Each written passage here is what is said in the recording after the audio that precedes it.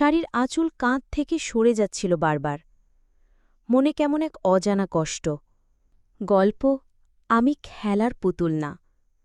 গ্রামের আকাশটা সেই দিন অন্যরকম ছিল।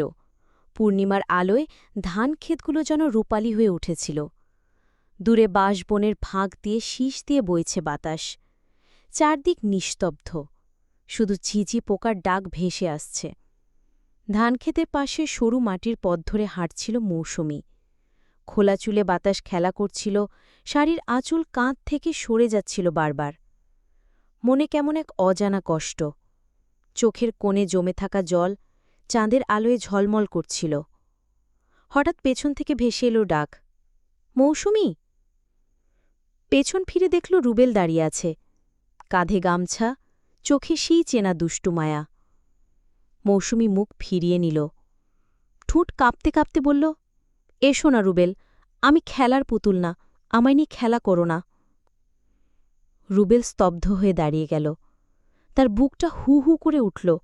ধীরে ধীরে এগিয়ে এসে বলল, মৌসুমী, তুমি কেন এমন বলছ? আমি কি সত্যিই তোমার সাথে খেলা করেছি?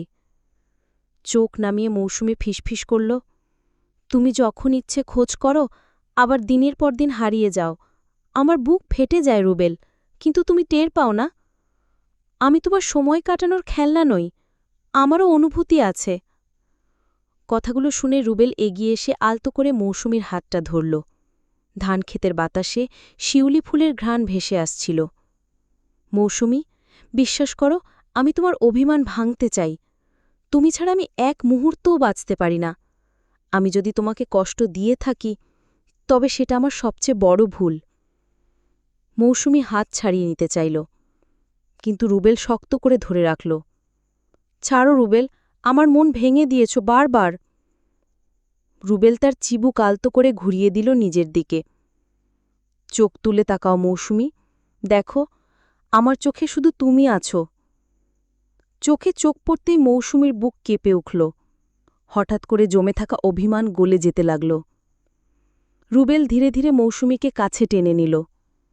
তাদের মাঝে আর কোনো ফাঁক রইল না। মৌসুমী তার বুকের ভেতর মুখ লুকিয়ে রাখল।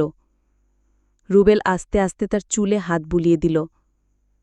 মৌসুমী, যদি আবার কষ্ট পাও, তবে আমি বাঁচব না। মৌসুমী কাঁপা গলায় বলল, কথা দিও রুবেল, আমাকে আর একা ফেলে যেও না।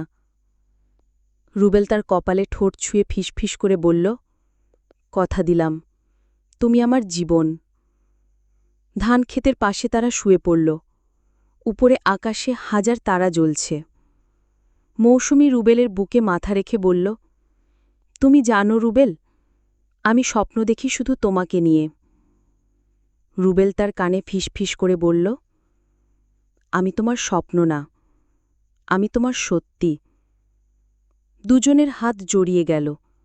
রাত গভীর হতে লাগল, আর তাদের ভালোবাসা ছড়িয়ে পড়ল বাতাসে। পরের পার্ট দেখতে চাইলে লাইক, কমেন্ট করে শেয়ার করুন, সাবস্ক্রাইব করুন, পাশে থাকুন পরবর্তী পর্ব দেখার জন্য।